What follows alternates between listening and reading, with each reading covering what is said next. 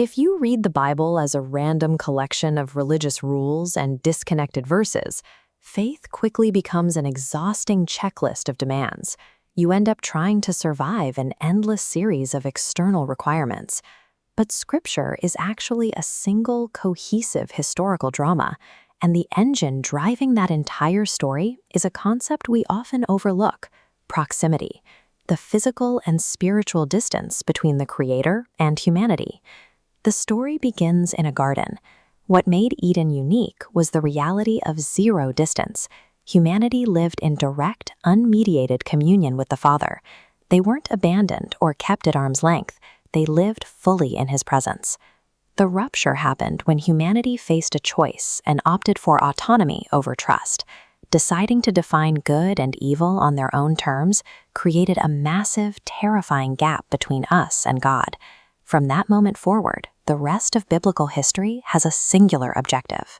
It is God's relentless campaign to cross that divide and bring His people home. God's first major move to bridge this gap comes through Abraham. Notice what happens. He doesn't introduce a list of laws. He starts with a promise, a commitment to bless all the families of the earth. This diagram illustrates the mechanics of the covenant found in Genesis 15. Animals are divided, but God alone passes between the pieces. The burden of fulfilling this monumental promise shifts entirely to God's faithfulness, resting zero weight on human capability. Generations later, God invites the newly freed nation of Israel into a direct encounter, descending upon the rugged peaks of Mount Sinai in fire and smoke. The overwhelming holiness of that presence terrifies the people. They can't handle the proximity. They explicitly ask for distance, begging Moses to stand between them and God as a physical mediator.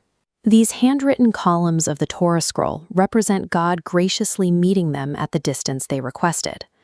The Law of Moses served as a heavy diagnostic tool. It perfectly exposed human weakness, but it possessed no power to cure the human heart. The Sinai era successfully outlined God's standard of holiness. By design, however, it permanently institutionalized the physical distance and the fear between the Creator and His people.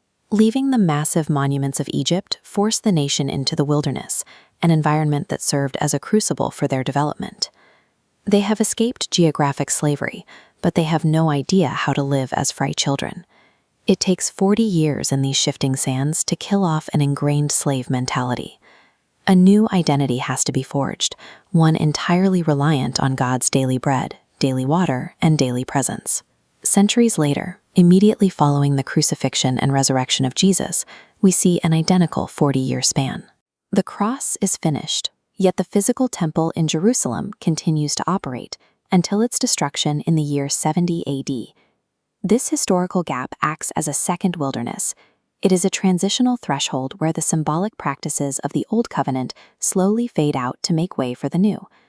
Looking at this Roman relief, we see soldiers carrying away the menorah after the destruction of the temple.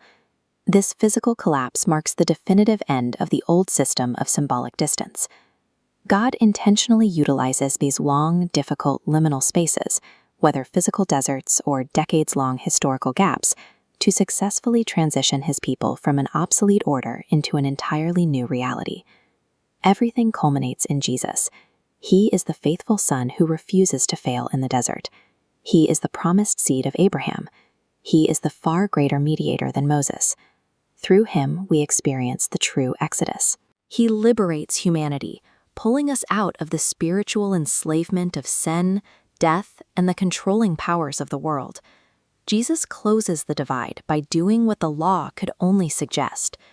By establishing a covenant in His own blood, He removes the barrier of sin that necessitated the distance in the first place, resolving the tension that began in the garden. This diagram tracks a change in the location of God's presence. He no longer leads from a distant mountain. Through the Spirit, His kingdom takes root directly inside the human heart, what the New Testament calls Christ in you, the hope of glory.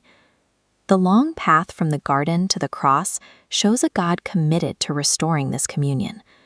Because that restoration is finished, the constant pressure to perform or prove you belong can finally end.